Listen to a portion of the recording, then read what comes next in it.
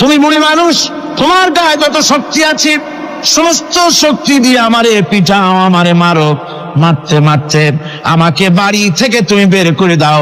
তোমার বাড়ি শুদ্ধ তামাম দুনিয়া ছেড়ে দিতে পারি, আল্লাহর নবীর কদম মোবারক ছেড়ে দিতে পারি না। রাসূল করিম সাল্লাল্লাহু আলাইহি ওয়াসাল্লাম হযরত আলীকে ডাকলেন, আলী গো, চুক্তিপত্রে যেখানে আমার নাম মুহাম্মদুর রাসূলুল্লাহ লেখা আছে, আমার নামের সামনে থেকে রাসূলুল্লাহ নামটা বাদ দিয়ে দাও, মুহাম্মদ বিন আব্দুল্লাহ লেখো। হযরত আলী বলছেন, ইয়া রাসূলুল্লাহ, সারা জীবন আপনার গোলামি করেছি, যা বলেছেন তাই শুনেছি, জীবনটাও আপনার জন্য দেওয়ার জন্য প্রস্তুত আছি, ভবিষ্যতেও যত কথা বলবেন সব মাথা পেতে মেনে নেব, কিন্তু আজকের এই হুকুম আমার পক্ষে মানা সম্ভব হবে না। আমি আলীর পক্ষে কিছুতেই সম্ভব নয় যে আল্লাহর নবীর নামের সামনে থেকে মুহাম্মদুর রাসূলুল্লাহ আমি কেটে দেব, রাসূলুল্লাহ শব্দ আমি কাটতে পারবো না, এটা আমার পক্ষে সম্ভব নয়। নবীজি বললেন, আলী, কোন জায়গায় রাসূলুল্লাহ লেখা আমারে দেখো, আমি কেটে দিই। আমার বন্ধুগণ, নাম লিখতে জানেন না, সই করতে পারেন না, পড়তে জানেন না, তিনি বলতেছেন, ইন্নামা বুইসতু মুআল্লিমান, আমি পৃথিবীতে প্রেরিত হয়েছি শুধুমাত্র শিক্ষক হিসেবে দুনিয়ায় এসেছি। সুবহানাল্লাহ। দুনিয়ার কোন শিক্ষা প্রতিষ্ঠানে আল্লাহ রাব্বুল আলামিন তার হাবিবকে পড়ান নাই, যেহেতু তিনি তো বিশ্ব নবী। আমার নবী কি নবী? জোরে কন না, কি নবী? আপনার আমার নবী বিশ্ব নবী। বিশ্ব নবী সাধারণ মানুষের কাছে কি পড়বে? যে পড়াবে তার মগজ তো ছোট, তার জ্ঞান তো সীমিত। সীমিত জ্ঞান দিয়া বিশ্ব নেতারে কি শিখাবে, বিশ্ব নবীরে কি শিখাবে? এই জন্য আল্লাহ রাব্বুল আলামিন বিশ্ব নবীর শিক্ষক আল্লাহ পাক নিজে হয়ে গেলেন। কোরআনে কারীম বলছে, যখনই নবীদের জ্ঞানের কথা এসেছে তখনই আল্লাহ পাক বলেছেন, আমি জ্ঞান দিয়েছি। লক্ষ্য করুন, হযরত ইব্রাহিম আলাইহিস সালাম তার পিতাকে ডেকে বলছেন, ইয়া আবাতি ইন্নী ক্বাদ জাআনি মিনাল ইলমি মা লাম ইয়াতিকা ফাত্তাবি'নি আহদিকা সিরাতান সাবিয়্যা। হে পিতা, বিশ্বাস করো, আমার কাছে এমন এক জ্ঞান এসেছে যা তোমার কাছে নাই, যা তোমার কাছে আসে না। তুমি আমার অনুসরণ করো, আমি তোমার সোজা পথ দেখাই দেবো। সুবহানাল্লাহ। তুমি আমাকে অনুসরণ করো, যেহেতু আমার কাছে যে জ্ঞান আসছে ওই জ্ঞান তোমার কাছে নাই। ইব্রাহিম আলাইহিস সালামের কাছে কার জ্ঞান আসছে? আল্লাহ রাব্বুল আলামিনের জ্ঞান। লূত আলাইহিস সালাম কি নবুয়ত প্রদান করে আল্লাহ রাব্বুল আলামিন বলছেন, ওয়ালুতান আতাইনাহু হুকমান ওয়া ইলমা। আমি লূতকে আমার পক্ষ থেকে জ্ঞান দান করেছি, হিকমত দিয়েছি, বিজ্ঞান শিক্ষা দিয়েছি, আমি তাকে ইলম দান করেছি। সুবহানাল্লাহ। আমি তাকে ইলম দিয়েছি। মুসা আলাইহিস সালাম সম্পর্কে আল্লাহ পাক বলেন, ওয়ালাম্মা বালাগা আশুদ্দাহু ওয়াস্তাওয়া আতাইনাহু হুকমান ওয়া ইলমা। মুসা আলাইহিস সালাম যখন বয়স সন্ধিক্ষণে পৌঁছে গেলেন, যখন তিনি পূর্ণ বয়স প্রাপ্ত হলেন এবং তিনি যখন নিজেকে সম্পূর্ণ লালন পালন করার কাজ যখন তার সম্পূর্ণ হয়ে গেল, আমি তখন আমার পক্ষ থেকে তাকে ইলম দান করেছি, জ্ঞান দান করেছি, হিকমত দিয়েছি, জ্ঞান দিয়েছি। রাসূল করিম সাল্লাল্লাহু আলাইহি ওয়াসাল্লাম সম্পর্কে আল্লাহ পাক বলছেন, ওয়ালা ইন ইত্তাবা'তা আহওয়াআহুম বা'দাল্লাযী জাআকা মিনাল ইলম মা লাকা মিনাল্লাহি মিন ওয়ালিয়্যিন ওয়ালা নাসীর।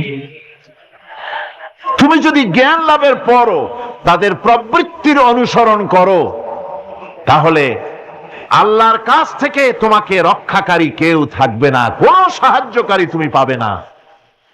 আমি যে জ্ঞান তোমাকে দিয়েছি এটারই অনুসরণ করো।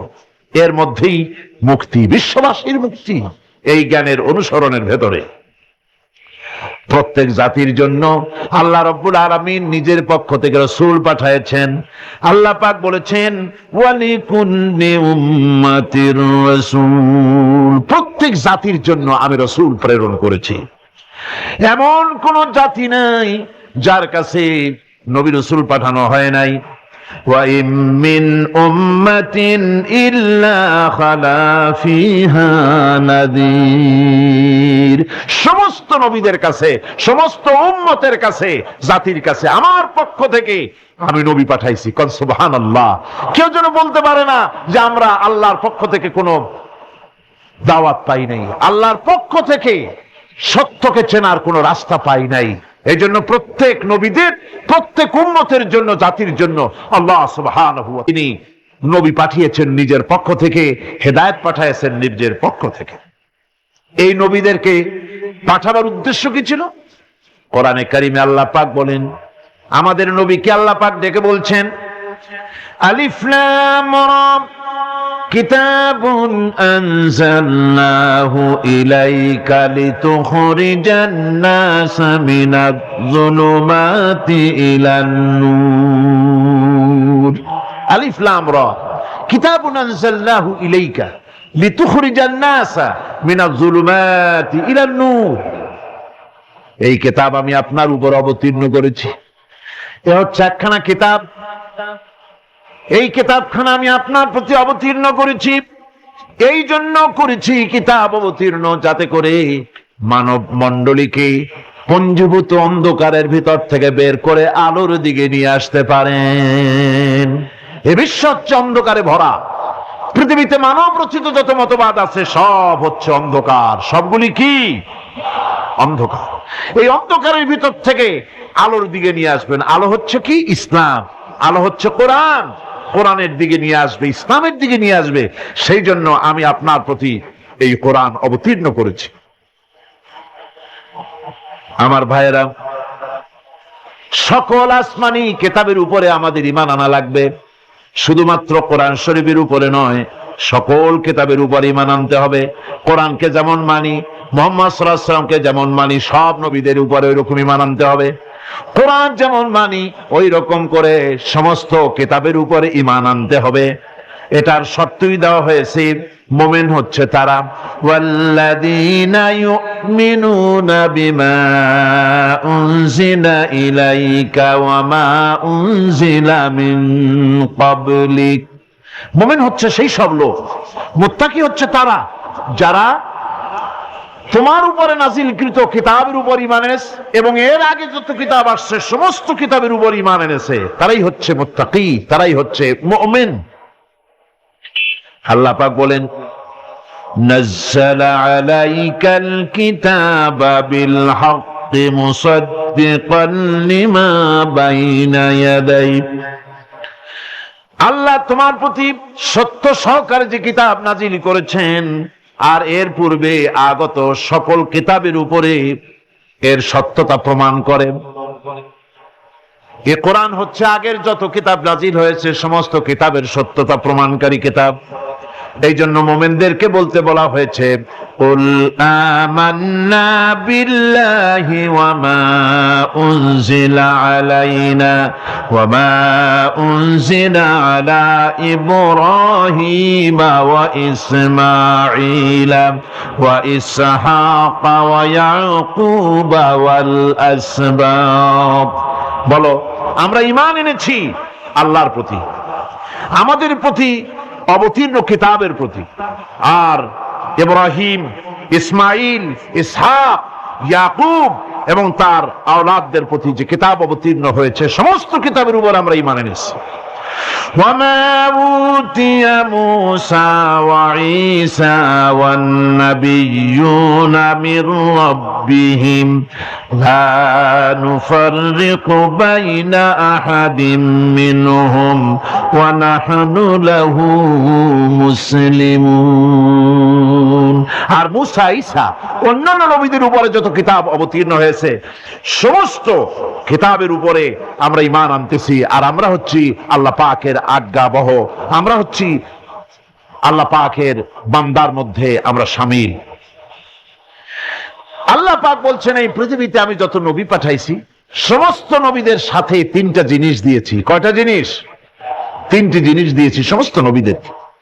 লাকাদ আরসালনা রুসুলানা বিল বায়িনাতি ওয়া আনজালনা মাআহুমুল কিতাবা ওয়াল মিজানা লিয়াকুমান নাসু বিল কিসত। নিঃসন্দেহে আমি নবীদেরকে স্পষ্ট নিদর্শনাদি সহ এই পৃথিবীতে পাঠিয়েছি এবং সেই সঙ্গে তাদেরকে কিতাব দিয়েছি আর তাদেরকে মিজান দান করেছি, বায়িনাত দান করেছি। তিনটা জিনিস দিয়েছি, এক দিলাম বায়িনাত, আর এক দিলাম কিতাব, আর এক দিলাম মিজান। কয়টা হলো? তিনটা। বায়িনাত কি? বায়িনাত হলো, বায়িনাত বলা হয় এমন জিনিসগুলি কি যা একজন নবীর আচার আচরণ দেখে বুঝতে পারা যায় নিঃসন্দেহে ইনি আল্লাহর নবী। সুবহানাল্লাহ। এটাই হচ্ছে বায়িনাত। তার চরিত্র, তার আচার আচরণ, এগুলি প্রমাণ করে তিনি নবী। আমার বন্ধুগণ, হযরতে খাদিজা রাদিয়াল্লাহু তাআলা আনহা যখন ইসলামের দাওয়াত পেয়েছিলেন, আল্লাহর নবীর পক্ষ থেকে যখন দাওয়াত পেলেন, নবুয়তের তাওহীদের যখন দাওয়াত পেয়েছিলেন, একজন স্ত্রী হিসেবে তার স্বামীর প্রতি এত শ্রদ্ধা, স্বামীর প্রতি এত ভক্তি শ্রদ্ধা, অনাবিল ভক্তি শ্রদ্ধা, যার কারণে হযরতে খাদিজা একটা মুহূর্তের জন্য, এক সেকেন্ডের জন্য দেরি করেন নাই, কোনো প্রশ্ন তোলেন নাই যে আপনি নবী হইলেন কেমনে, অথবা আপনার মধ্যে তো এই এই জিনিস দেখছি, আপনি নবী হইলেন কেমনে, এমন কোন কথা বলেন নাই। যখনই নবুয়তের তাওহীদের দাওয়াত পেলেন, মা খাদিজাতুল কুবরা সঙ্গে সঙ্গে তিনি পড়ে নিলেন লা ইলাহা ইল্লাল্লাহু মুহাম্মাদুর রাসূলুল্লাহ। নবী করিম সাল্লাল্লাহু আলাইহি ওয়াসাল্লাম বলেছেন, আকাশের নিচে জমিনের উপরে খাদিজার মতো উত্তম মহিলা পৃথিবীতে আর নাই। কি সম্মান আল্লাহ পাক তাকে দিয়েছেন! আল্লাহ পাক নিজে হযরতে খাদিজাকে সালাম জানিয়েছেন। সুবহানাল্লাহ বলবেন। হেরা পাহাড়ে হযরতে জিবরাইল আলাইহিস সালাম নবীজির সঙ্গে কথা বলছেন, ওহী নিয়ে এসেছেন। কিছুক্ষণ পরে হযরতে জিবরাইল বলেন, ইয়া রাসূলুল্লাহ, আমি দেখতে পাচ্ছি খাদিজা আপনার জন্য খানা নিয়ে আসতেছেন। খাদিজা যখন আপনার কাছে পৌঁছে যাবে, আপনি খাদিজাকে বলবেন, আল্লাহ রাব্বুল আলামিন আজ আমি আসার সময় আমার মাধ্যমে খাদিজাকে সালাম জানিয়েছেন। হযরতে খাদিজা যখন নবীজির কাছে পৌঁছে গেছেন, আল্লাহর নবী বলেন, খাদিজা, তোমার জন্য আজকে একটি সুসংবাদ আছে। তিনি বললেন, আমার জন্য কি খবর, কি সুসংবাদ? হযরতে রাসূল বলছেন, খাদিজা শোনো, এইমাত্র জিবরাইল আমার কাছে চলে গেলেন, আর জিবরাইল বলে গেলেন আল্লাহ রাব্বুল আলামিন তোমাকে সালাম জানিয়েছেন। হযরত খাদিজা ডুকরে কেঁদে উঠলেন। তিনি বললেন, ইয়া রাসূলুল্লাহ, আমার মানব জন্ম সার্থক হয়ে গেছে, আল্লাহ আমারে সালাম জানাইছেন, এর চাইতে সৌভাগ্য আমার জীবনে আর কিছুই নাই। তবে নবীজি, আল্লাহর সালামের জবাব কেমনে দিতে হয় আমি জানি না, আপনি দয়া করে আমার পক্ষ থেকে আল্লাহর সালাম যেমনে দিলে আল্লাহ খুশি হয় তেমনি আপনি দিয়া দিবেন। কি মহব্বত স্বামী আর স্ত্রীর ভিতরে ছিল। হযরতে খাদিজা হযরতে রাসূল করিম সাল্লাল্লাহু আলাইহি ওয়াসাল্লাম, নবী করিম সাল্লাল্লাহু আলাইহি ওয়াসাল্লামের ঘরে হযরত খাদিজা যতদিন ছিলেন আরেকটি বিবাহ তিনি করেন নাই। হযরত আয়েশা বলছেন, নবীজি আমার কাছে ঘুমানো ছিলেন, গভীর রাত্রে আমার ঘুম ভেঙে গেল। আমি চিন্তা করলাম নবীজি কোথায় গেলে, মনে করলাম অন্য কোন স্ত্রীর ঘরে গেছে নাকি। আমি খুঁজতে লাগলাম, কোনো ঘরে পাওয়া গেল না। খুঁজতে খুঁজতে অবশেষে আমি নবীজিকে পেলাম রিয়াদুল জান্নাতের ভেতরে মসজিদে নববীর জান্নাতের টুকরার ভেতরে বসে নবীজি মোনাজাত করতেছেন, আমিও পিছনে আল্লাহর দরবারে হাত তুললাম। নবীজি বলতেছিলেন, রব্বুল আলামিন, কঠিন ওই হারের ময়দানে মা তার সন্তান ভুলে যাবে, তার সন্তান ভুলে যাবে, স্বামী তার স্ত্রীকে হারায় ফেলবে, স্ত্রী তার স্বামীকে চিনবে না।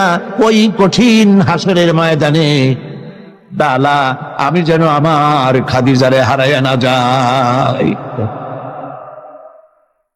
মোনাজাত শেষ হওয়ার পর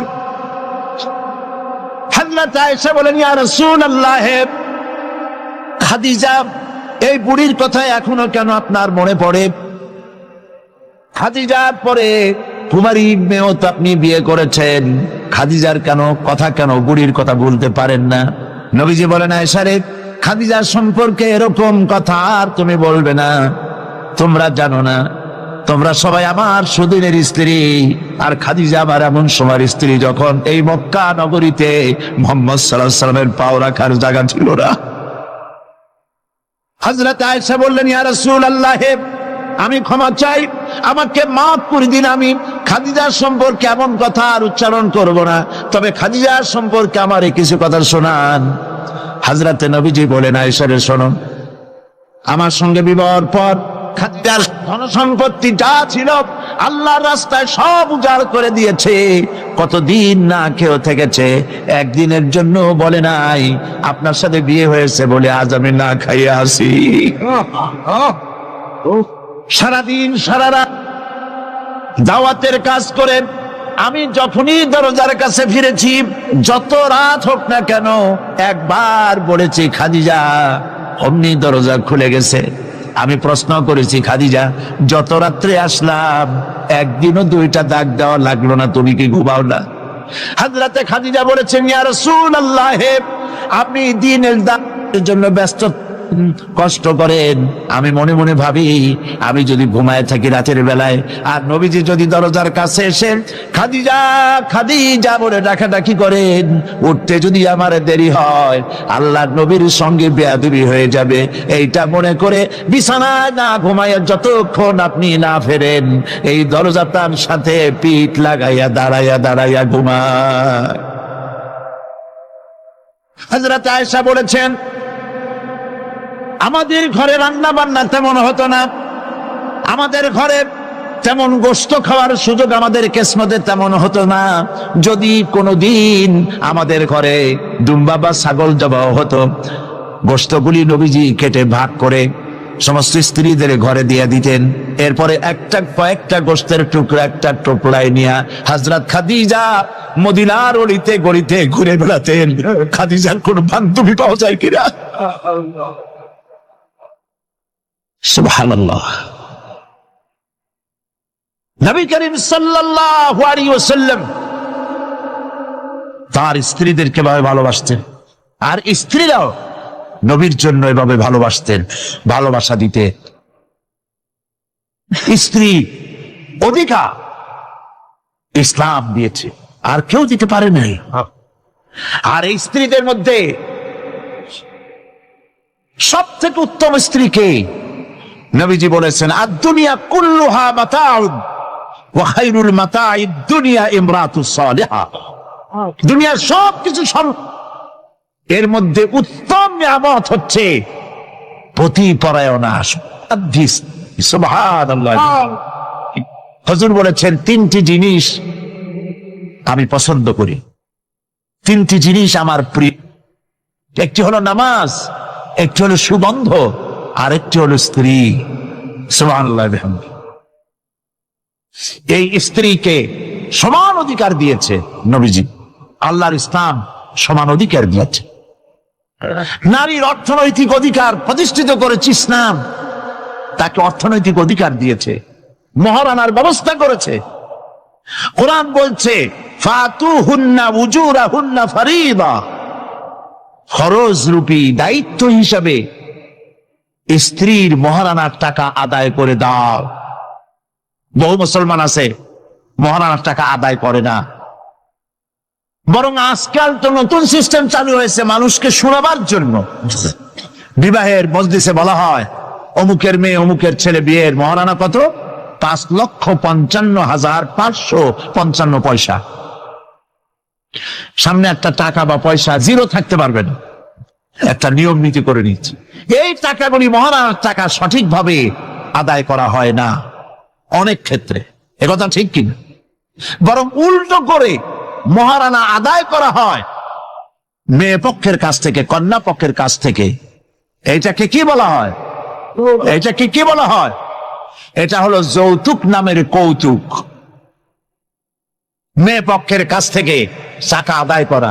মেয়ে পক্ষ যদি ইচ্ছে করে বর পক্ষকে যদি টাকা দেয়, পয়সা দেয়, গাড়ি দেয়, বাড়ি দেয়, কোনো আপত্তি নেই, দিতে পারে। কিন্তু ডিমান্ড করে নেওয়া, চেয়ে নেওয়া সম্পূর্ণ হারাম। কন্যার পিতার মাতা 12 বছর, 18 বছর, 20 বছর, 25 বছর লালন পালন করে কলিজার টুকরা সন্তানটাই তো দিয়ে দিল। এর চাইতে টেলিভিশন, গাড়ি বাড়ি বেশি হয় কি করে? এই যৌতুক বাংলাদেশের সর্বত্র আছে, অবশ্য চট্টগ্রামে নাই। আছে। ছেলে যদি এমএ পাস করে, ইঞ্জিনিয়ারিং পড়ে, লয়ার হয়েছে, পিতার এই ধারণাই হয় সন্তানকে পড়াতে লেখাতে যত টাকা খরচ হয়েছে কন্যা পক্ষকে কাছের থেকে আদায় করে নেব। এবং সেই জন্য বিয়ের সময় দাবি করা হয় 50 লক্ষ টাকা দিতে হবে, গুলশানে 3টা বাড়ি দিতে হবে, মঙ্গল গ্রহে অফিস বানায় দিতে হবে। আপনার ছেলে এমএ পাস করেছে, লয়ার হয়েছে, ব্যারিস্টার হয়েছে, তো কি হয়েছে? আপনি কেন নির্যাতন কন্যা পক্ষকে? জায়েজ নাই, হারাম। শূকরের মাংস যেমন হারাম, কন্যার কাছ থেকে জবরদস্তি করে চেয়ে ডিমান্ড করে যৌতুক আদায় করা ওরকমই হারাম। এই কাজটি কি আপনারা করবেন? এই কাজটি কি করবেন? বিবাহ করাবেন ছেলেকে ভালোবাসা দিয়ে, টাকা দিয়ে, পয়সা দিয়ে বিবাহ করায়া মেয়ে একটা ঘরে নিয়ে আসবেন। কন্যা পক্ষের উপরে চাপ সৃষ্টি করবেন না। তো নারীকে মহারণা দেওয়ার ব্যবস্থা ইসলাম করেছে। কে ব্যবস্থা করেছে বলেন? ইসলাম করেছে। এবার আরো দেখুন আল্লাহ পাক কি বলছে। وَإِذَا آتَيْتُمْ إِحْدَاهُنَّ قِنطَارًا فَلَا تَأْخُذُوا مِنْهُ شَيْئًا। তো যে তোমরা নারীদেরকে স্তূপ পরিমাণ অর্থ করি যদি দান করো, তাহলে সামান্য তার থেকে ফেরত নিও না। চান মহিলাদের কাছে, নারীদের কাছে কিছু পুঁজি থাকুক, টাকা পয়সা থাকুক, আল্লাহ এটা চান। যদি তুমি কিছু দাও, তা যদি টুপ আকারেও হয়, তবুও সেগুলিকে ফেরত দিও না। বহু মুসলমান আছে আমাদের সমাজে, হজ করে, নামাজও পড়ে, কপালে দাগও পড়ে গেছে, তার ব্যবসা আছে, ধানি জমিনও আছে। বিবাহের সময় মেয়েকে টাকা কড়ি দিয়ে, টাকা কড়ি যৌতুক দিয়ে বিদায় করে দেয়। সম্পত্তির ভাগ দেয় না, ব্যবসারও ভাগ দেয় না। আছে না এমন? আছে কিনা? আপনি কন্যাকে ঠকালেন, এর জন্য আল্লাহর কাছে আপনাকে দায়ী হতে হবে। মেয়েদেরকে অর্থনৈতিক অধিকার আল্লাহ এভাবে প্রতিষ্ঠিত করেছেন, সে মহিলাদেরকে অর্থনৈতিক দিক থেকে তাদেরকে নির্যাতন করা যাবে না। এবার মেয়েদেরকে শিক্ষার অধিকার দেওয়া হয়েছে, কোনটা দেওয়া হয়নি? তারা বলছে, ইসলামের দুশমনেরা বলে নারীদেরকে ইসলাম ঠকাইছে। কোথা থেকে ঠকালো? কন্যা হিসেবে মর্যাদা দিল, বধূ হিসেবে মর্যাদা দিল, তারপরে অর্থনৈতিক সুযোগ করে দিল, এবার শিক্ষার অধিকারও প্রতিষ্ঠিত করলো। হযরতে আয়েশা রাদিয়াল্লাহু তাআলা আনহা, তিনি শিক্ষয়িত্রী ছিলেন, হাজার হাজার সাহাবীর উস্তাদ ছিলেন। সুবহানাল্লাহ বলেন। হাদিসের উস্তাদ ছিলেন, তাফসীরের উস্তাদ ছিলেন, ফিকহের উস্তাদ ছিলেন। শিক্ষার অধিকার ইসলাম দিয়েছে নারীকে। নারীরা লেখাপড়া করতে পারবে, কোনো অসুবিধা নেই।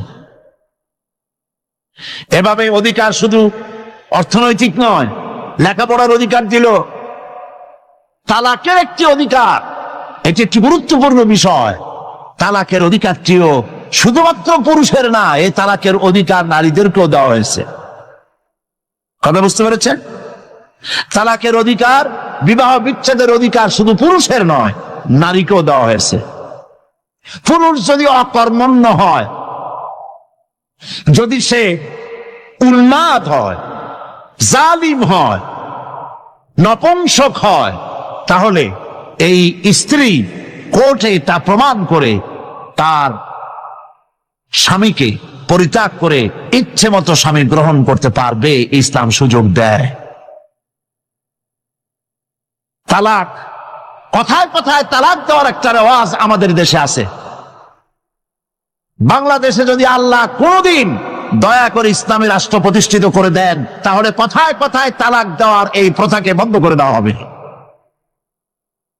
তরকারিতে লবণ কম হয়েছে, শুটকি মাছে ঝাল হইল কেন, এই সব কথা বলিয়া তালাক দেওয়া যাবে না। আর একসঙ্গে 3 তালাক দেওয়া তো যাবেই না। এক সাহাবী এসে নবী করিম সাল্লাল্লাহু আলাইহি ওয়াসাল্লামের কাছে খবর দিলেন যে একজন তার স্ত্রীকে একসাথে 3 তালাক দিয়েছে। নবী করিম সাল্লাল্লাহু আলাইহি ওয়াসাল্লাম এত গোসা হয়েছিলেন যে বসার থেকে দাঁত, তিনি বললেন, এই লোকটি তো আল্লাহ পাকের কোরআনের সাথে তামসা করেছে। তালাকের আল্লাহর কাছে 2টা হালাল সবচেয়ে জঘন্য, 2টি হালাল সব থেকে জঘন্য। একটা হলো ভিক্ষাবৃত্তি, আর একটা হলো তালাক। যখন তালাক দেওয়া হয় অন্যায় ভাবে, গোসায় আল্লাহর আরশ কাঁপতে থাকে। নাউজুবিল্লাহ বলে। আপনি এভাবে তালাক দিতে পারবেন না। তালাক দেওয়ার নিয়ম হলো, যখন স্ত্রীর সাথে, লক্ষ্য করুন, স্ত্রীর সাথে বনিবনা হচ্ছে না, স্ত্রীর চরিত্র খারাপ, স্ত্রীর দাজ্জাল মার্কা, বনেই না, তো আল্লাহ পাক তখন বলেছেন, উভয় পক্ষের আত্মীয় স্বজন নিয়ে মীমাংসা করার চেষ্টা করো, সালিসি করো। যদি মীমাংসায় না হলো, তাহলে 1 মাসে 1 তালাক দাও, বিছানা আলাদা করে দাও, এবং অপেক্ষা করো তার এই অবস্থা দেখে সে ফিরে আসে নাকি। যদি ফিরে আসে তো গ্রহণ করো, যদি ফিরে না এলো 2য় মাসে 2য় তালাক দাও। তাও যদি ফিরে না, তাহলে সে গিয়ে 3 তালাক একদম রেজি করে দাও, আর ফেরত হবে না। 3 তালাকে বায়না করে দাও, এই স্ত্রীকে আর গ্রহণ করা যাবে না। এখন আমাদের দেশে রাগের মাথায় একসাথে 3 তালাক দেওয়ার পর মনে মনে অনুশোচনা হয়, এতগুলো ছেলে পেলে নিয়ে করবো কি, কি সর্বনাশ হইল, রাগের মাথায় করলামটা কি। এখন এই বউ ফিরে পাওয়ার জন্য মস্তা তালাশ করে।